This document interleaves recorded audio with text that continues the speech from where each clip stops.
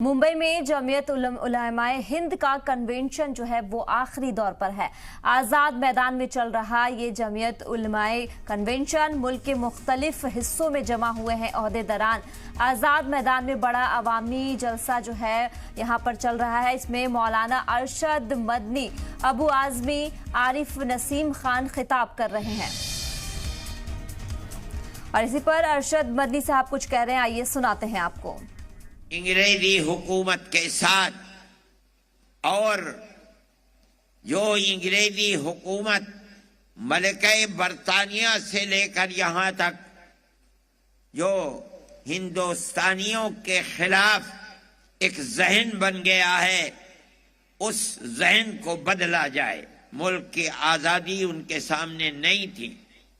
आप अगर तारीख को पढ़ेंगे, सन 85 और 83 के अंदर जो बात कांग्रेस के जलसों में कही गई है वो मुल्क की आज़ादी की नहीं है, बल्कि वो सिर्फ इतनी बात है कि हमारे और मलिका बरतानिया की हुकूमत के दरमियान में जो गलत फहमियाँ पैदा हो गई हैं, हम उनको दूर करना चाहते हैं।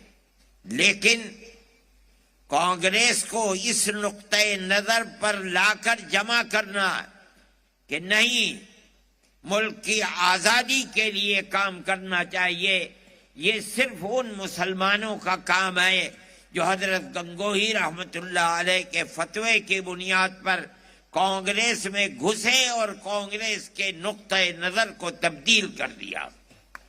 बराबर ये चीज चलती रही और जमीयत उलमा अपना काम कांग्रेस के अंदर घुस कर करती रही। ये उलमा का किरदार है इस मुल्क की आज़ादी के लिए।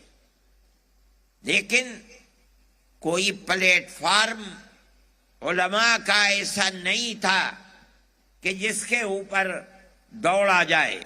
यहाँ तक के हजरत शेखुल हिंद रहमतुल्लाह अलैह जो आज़ादी वतन के लिए अंग्रेज की मुखालफत की आग उनके सीने के अंदर थी, उन्होंने प्रोग्राम बनाया कि हम शिमाली हिंदुस्तान से आज़ाद कबाइल से अपनी जमात को मुत्तहिद करके वहां से अंग्रेज के खिलाफ जंग करेंगे और वहां करीब अफगानिस्तान था जो आज़ाद मुल्क था, हम उसकी मदद लेंगे।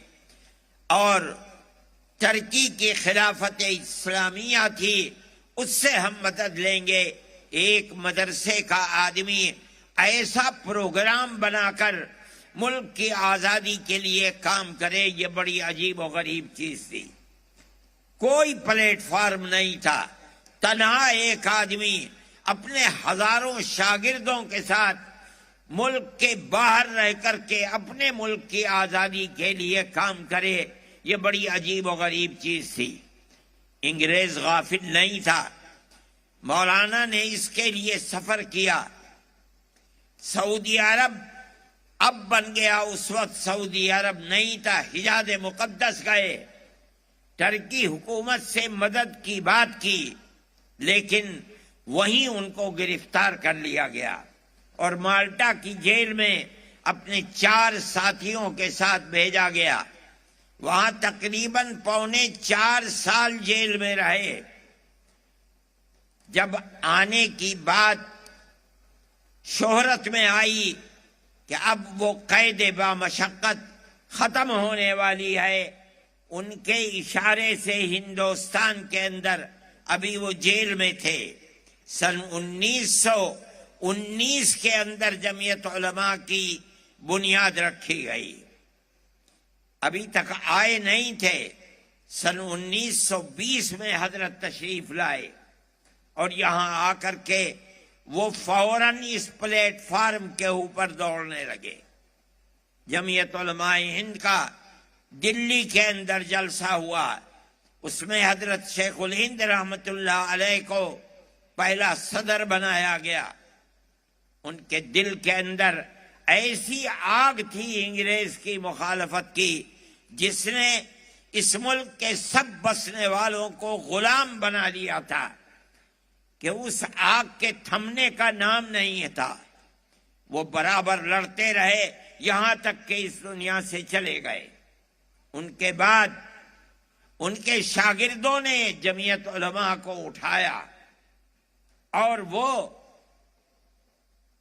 انتہائی قوت کے ساتھ میدان کے اندر اترے. جیل جاتے رہے. مولانا مفتی کفایت اللہ صاحب ان کے شاگرد تھے. مولانا مدنی ان کے شاگرد تھے. مولانا احمد علی لاہوری ان کے شاگرد تھے. ان لوگوں نے اٹھایا اور اٹھا کر ملک کی آزادی کے لیے چلے. بار بار جیل جاتے رہے. کم و بیش اپنی 80 سالہ زندگی میں 10 سال انگریز کی جیلوں کے اندر گزارا. کیوں؟ اپنے اقتدار کے لیے نہیں، کرسی اقتدار پر بیٹھنے کے لیے نہیں، بلکہ اپنے ملک کو آزاد کرانے کے لیے.